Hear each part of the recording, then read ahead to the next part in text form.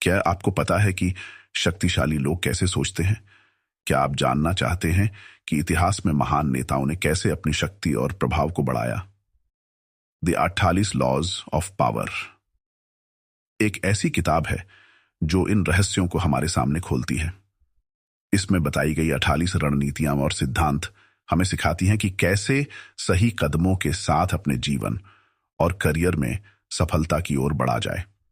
इस वीडियो में हम गहराई से समझेंगे कि कैसे हम इन नियमों को अपने जीवन में लागू कर सकते हैं।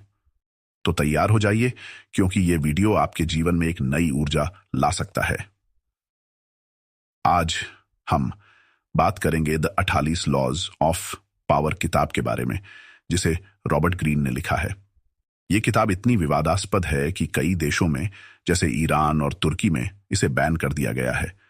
इसमें बताए गए सिद्धांत इतने शक्तिशाली हैं कि उन्हें जानकर हर कोई चौंक सकता है। तो आइए जानते हैं उन 48 लॉज के बारे में।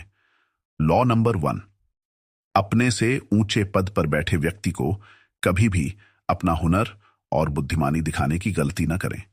यह लॉ सिखाता है कि ऐसे व्यक्ति को इंप्रेस करने की बजाय उसकी श्रेष्ठता को स्वीकार करना चाहिए। चाहे वह आपका बॉस हो या कोई और वरिष्ठ व्यक्ति, अपने टैलेंट को एक रहस्य की तरह अपने भीतर रखें। यदि आप उन्हें अपने हुनर का प्रदर्शन करेंगे तो वे आपको खतरे की तरह देख सकते हैं और आपके खिलाफ साजिशें भी रच सकते हैं। इस लॉ का असली मतलब यह है कि अपने से ऊपर के व्यक्ति को हमेशा महान दिखाने की कोशिश करें और अपनी ताकत को छुपा कर रखें, क्योंकि आपकी चुप्पी में ही आपकी असली शक्ति छुपी है। लॉ नंबर 2, दोस्तों पर कभी ज्यादा भरोसा ना करें, बल्कि दुश्मनों का इस्तेमाल करना सीखें। लेखक रॉबर्ट ग्रीन हमें चेतावनी देते हैं कि दोस्तों पर अंधा भरोसा करना खतरनाक हो सकता है। दोस्त आपके साथ हो सकते हैं, पर बहुत ज्यादा निर्भरता से आप कमजोर भी हो सकते हैं। इसके विपरीत दुश्मन आपके लिए अधिक फायदेमंद हो सकते हैं, क्योंकि उनकी चालें अक्सर अनुमानित होती हैं और आप पहले से उनकी रणनीतियों को समझ सकते हैं। उदाहरण के लिए, किसी बड़ी कंपनी के मालिक ने अपने पुराने सहयोगियों से ज्यादा भरोसेमंद सहयोग अपने एक पुराने प्रतिद्वंद्वी के साथ करके पाया। दोनों ने एक दूसरे के व्यवसाय के अनुभव और ताकत का उपयोग करके एक साथ मिलकर एक बहुत बड़ी डील हासिल कर ली। ये डील उनके बीच प्रतिस्पर्धा से अधिक फायदेमंद रही। दूसरा उदाहरण, ऐतिहासिक रूप से देखें तो द्वितीय विश्व युद्ध के दौरान कई देशों ने अपने पूर्व दुश्मनों के साथ समझौते किए ताकि एक बड़ा लक्ष्य हासिल किया जा सके। एक समय में दुश्मन रहे ये देश एक दूसरे के साथ मिलकर अपने संसाधनों का बेहतर इस्तेमाल कर पाए और अपने आम दुश्मनों को हरा पाए। इस लॉ का सार यही है कि दुश्मनों के साथ काम करने में फायदेमंद अवसर हो सकते हैं, बशर्ते आप उनकी कमजोरियों और उनकी महत्वाकांक्षाओं को समझकर उन्हें अपने फायदे के लिए इस्तेमाल करें।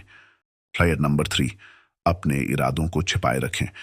यह लॉ हमें सिखाता है कि कभी भी अपने असली इरादे किसी के सामने नहीं आने देना चाहिए। जब हम अपने प्लान या इरादे उजागर कर देते हैं तो दूसरे लोग इसे हमारे खिलाफ इस्तेमाल कर सकते हैं। असली ताकत उसी में है जब लोग आपके कदमों को समझ ना पाएं और अपने गलत आकलन के कारण भ्रम में पड़ जाएं। उदाहरण के लिए, मान लीजिए एक बिजनेस कंपटीशन में एक प्रतिभागी ने अपने प्रतिद्वंद्वियों को दिखाया कि वह योजना बनाना भी नहीं जानता और कोई तैयारी नहीं कर रहा है, लेकिन असल में वह रात रात जागकर अपनी रणनीति को और मजबूत बना रहा था। जब प्रतियोगिता का दिन आया तो उसने अपनी असली योजना सबके सामने रखी और बाकी लोग चौंक गए।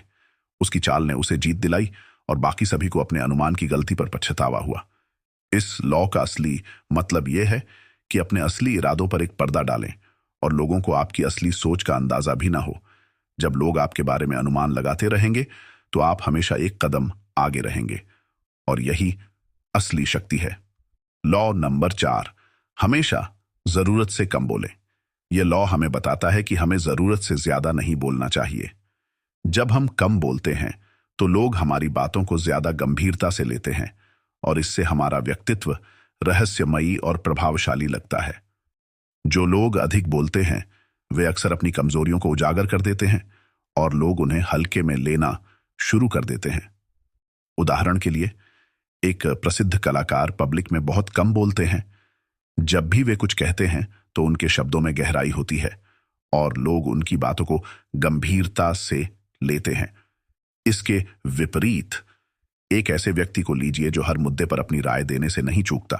धीरे धीरे लोग उसकी बातों को गंभीरता से लेना बंद कर देते हैं, क्योंकि वह अपने विचारों से अपनी कमजोरियों का खुलासा कर चुका होता है। लॉ नंबर 5, आपकी रेपुटेशन पर बहुत कुछ निर्भर करता है। इसे सुरक्षित रखें। आपकी रेपुटेशन ही आपकी असली पहचान है और लोग आपको उसी के आधार पर मान्यता देते हैं। एक बार अगर रेपुटेशन खराब हो जाए तो उसे वापस पाना कठिन होता है। उदाहरण के लिए, एक प्रसिद्ध डॉक्टर जिनका इलाज करने का एक लंबा अनुभव है, उनकी बातों को लोग आंख बंद करके मानते हैं। उनके द्वारा बताई गई दवाइयों और सुझावों का प्रभाव मरीजों पर गहरा होता है, क्योंकि उन्होंने सालों की मेहनत से अपनी रेपुटेशन बनाई है। एक गलती भी उनकी साख को नुकसान पहुंचा सकती है, इसलिए वे हमेशा सतर्क रहते हैं। रेपुटेशन न केवल आपके व्यक्तित्व को मजबूत बनाती है, बल्कि लोग आपकी सलाह और विचारों को भी गंभीरता से लेते हैं। 48 लार्ज ONF पावर के बाकी वीडियो के लिए चैनल को सब्सक्राइब कर ले। मिलते हैं अगले वीडियो में।